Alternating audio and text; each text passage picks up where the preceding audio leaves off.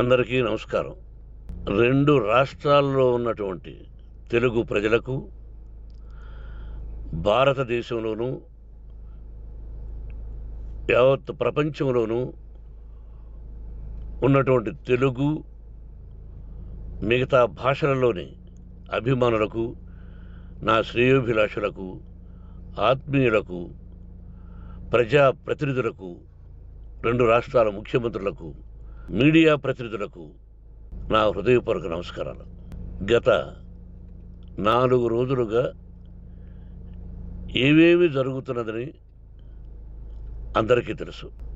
ముఖ్యమంత్రులకు కూడా తెలుసుంటుంది. ఎందుకంటే వాళ్ళు ఎన్నో సమస్యలతో తలమునకలై ఉంటారు. కానీ ఎవరో ఆయన పర్సనల్ సెక్రటరీస్ చెప్పుండొచ్చు. నా హృదయంలో ఉండే ఆవేదన ఏమిటంటే, కుటుంబ సమస్యల్లో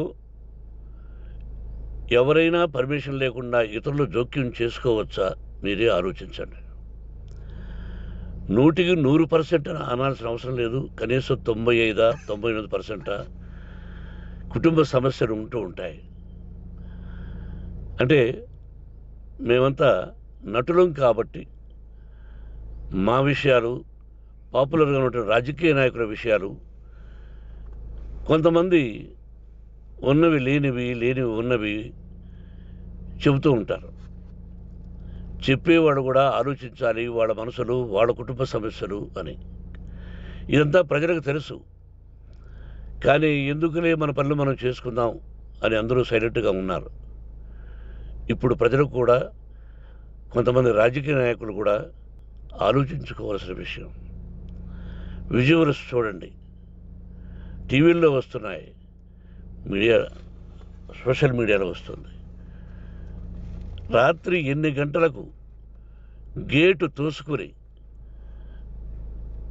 నా బిడ్డ మనోజ్ కుమార్ వచ్చాడు.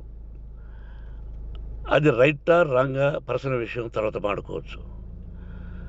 పత్రికాధిపతులు, అది పత్రికా సోదరులు 4 రోజుల నుంచి నా ఇంటి ముందు మనుషులను పెట్టుకుని, వ్యాన్లు పెట్టుకుని అలా ఉండడం ఎంతవరకు న్యాయం? నేను అప్పటికీ బయట పోతున్నప్పుడు చెప్పాను, అందరికీ నమస్కారం అయ్యా, మీకు కుటుంబ సభ్యులు ఉన్నారు, దయచేసి నా సమస్యను నేనే పరిష్కరించుకుంటాను నా బిడ్డలతో, దీన్ని చిలవలు పరవలు చేయొద్దండి, దయచేసి నన్ను గౌరవించండి, నేను ప్రజలకు ఏం చేస్తున్నాను ఒక విద్య ద్వారా అనేది మీకు తెలుసు, నటుడిగా మీ అందరికీ తెలుసు, ఒక రాజ్యసభ సభ్యుడిగా మీకు తెలుసు, ఎంత క్లీన్ చిట్టుతో వచ్చానో రాజ్యసభ సభ్యుడిగా.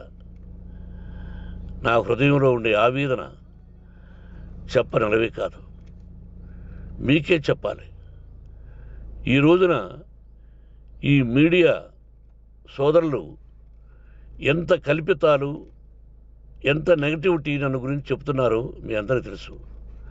దానికి నేను బాధపడడం లేదు. మీరు ముఖ్యంగా తెలుసుకోవాల్సింది, రాత్రుల్లో గేటు తోసుకుని, గేటు పగలగొట్టి పర్మిషన్ లేకుండా ఎవరైనా రావచ్చా? మీరే చెప్పండి. వచ్చిన వాళ్ళు అందరూ మీడియా సోదరులా, లేకపోతే ఇంకెవరైనా నా మీద పగ, రాగద్వేషాలతో ఏదో ఒక ఛానల్ చేతులు పెట్టుకుని అలా వచ్చి ఉంటారేమో సందేహం.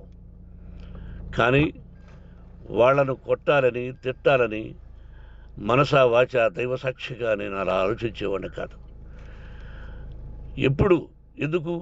వాళ్ళు ఉద్యోగస్తులు, నేను కూడా ఉద్యోగస్తునే, అందరూ కూలివాళ్ళం. భగవంతుడు ఇస్తుంటాడు మనకు కూలి. ఎవరికి ఏమిటనేది ఆయన నిర్ణయిస్తాడు. ఇది మీ అందరికీ తెలుసు. వాళ్లకు నేను చెప్పినా వినకుండా ముందు నమస్కారం పెట్టాను. అయినా అతను నేను కొట్టామనే చెప్తున్నారు తప్ప, మైక్ తీసుకెళ్ళి నోట్లో పెట్టాము, నా కన్ను పోవలసింది. కన్ను పోయి ఉంటే అప్పుడు నేను కేసులు పెట్టాలి. అది నా కన్ను పోలేదు, కొంచెం తగిలింది కంటి కింద, నేనే ఎస్కేప్ అయ్యాను. లేకపోతే నా జీవితం గుడ్డిదయ్యేది. అతనికి తల కాదు చెంప మీద తగిలిందన్నారు. ఓకే, ఆ చీకట్లో ఎలా జరిగిందన్నది వాస్తవమే. మైకు లాక్కోవడం, వాడు నన్ను కేకలేయడం, ఆ దీనిలో ఘర్షణ జరిగింది. నేను కొట్టిన దెబ్బ అతనికి తగిలింది అన్నారు. దానికి హృదయపూర్వకంగా బాధపడుతున్నా. అతను నాకు తమ్ముడే. ఒక తల్లి బిడ్డలం కాకపోయినా I love them, I like them. అటువంటిది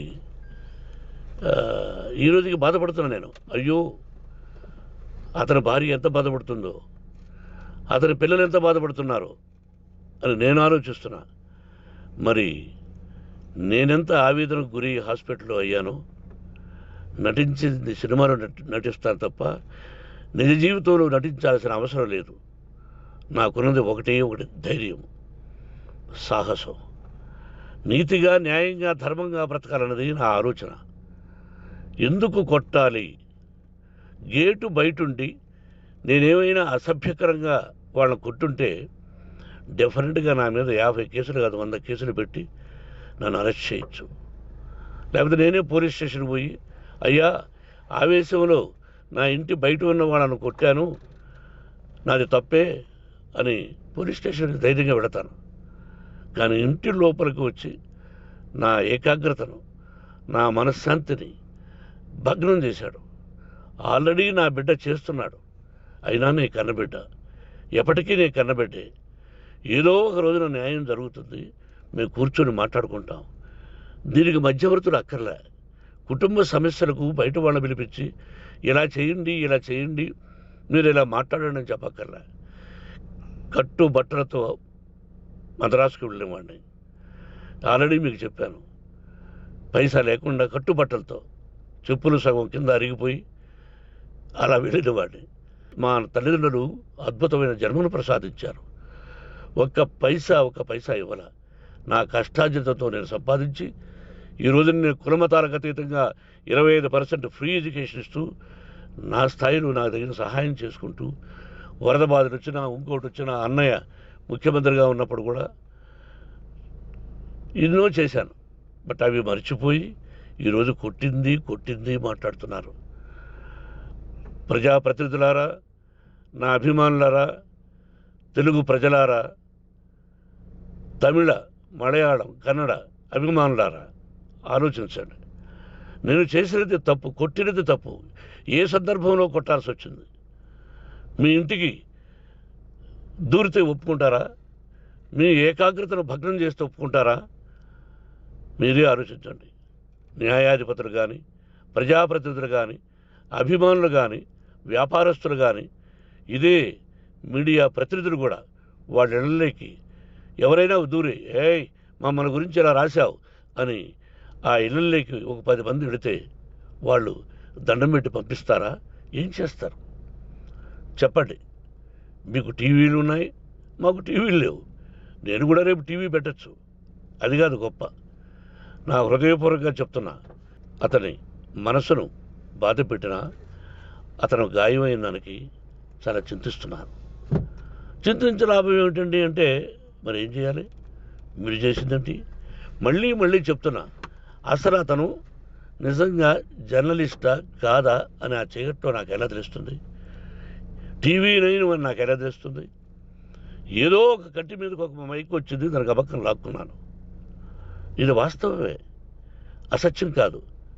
అది టీవీ 9, ఆ టీవీ 9 మైక్నే లాక్కోవాలి. అది ఏంటండి? నేనేమన్నా మూర్ఖుడినా? వాళ్ళందరూ నాకు కావలసిన వాళ్ళే. ఈ రోజున ఆ రజనీకాంత్, అతను కూడా ఎన్నో ఫోన్లు నేను చాలా సందర్భాల్లో మాట్లాడున్నాను. ఇట్స్ లైక్ మై సన్నా, లేకపోతే బ్రదరా, అలా ఉంటాం. మరి ఈ విషయంలో మాత్రం మీరు అందరూ అంటే మీరు చేసినది తప్పు అని మీరు ఒక్కరు అనలేదే. కానీ జర్నలిస్టు సోదరులు, ఒక ఆడపడుచు, దాదాపు ఒక 5-6 మంది ఆడపడుచులు, ఒక 5-6 మంది సోదరులు, వాళ్ళందరూ మాట్లాడారు. కొట్టడం తప్పైనా ఏ సందర్భంలో కొట్టవలసి వచ్చింది, ఇవన్నీ క్లియర్గా మాట్లాడారు. ఆయన్ని మీరు చెప్పరు. కాబట్టి పైన భగవంతుడు చూస్తున్నాడు. పోలీస్ అంటే నాకు ఇష్టం. ప్రజలను కాపాడవలసిన బాధ్యత వాళ్ళది, రక్షణ కల్పించవలసింది. నా విద్యాలయానికి కూడా ఐపీఎస్లు ఐఏఎస్లు అయిన విద్యార్థులు ఉన్నారు. వాళ్ళకు న్యాయం ధర్మం నేర్పించి పంపించాను నా ఇన్స్టిట్యూషన్లో. But they are perfect. కొంతమంది ఐపీఎస్లు ఐఏఎస్లు డీసీపీలు ఇలా చాలామంది ఉన్నారు. బట్ ఎక్కడెక్కడో పనిచేస్తున్నారు. వాడు నా బిడ్డలు. మరి వాళ్ళు కూడా పోలీసు ఉద్యోగస్తులే కదా, న్యాయంగా ఉన్నారు కదా. కానీ ఇక్కడ మాత్రం ఏకపక్ష నిర్ణయం ఏమి చేస్తున్నారో మీరే ప్రజలారా చూడండి, ఆలోచించండి. నేను న్యాయమా అన్యాయమా, నేను చేసింది న్యాయమా అన్యాయమా, మీరే ఆలోచించండి. నా ఇంటికి తలుపులు బద్దలు కొట్టి రావడం న్యాయమా, మీరే చెప్పండి. ఎల్లప్పుడూ మీ ఆశీస్సులు కోరుకునే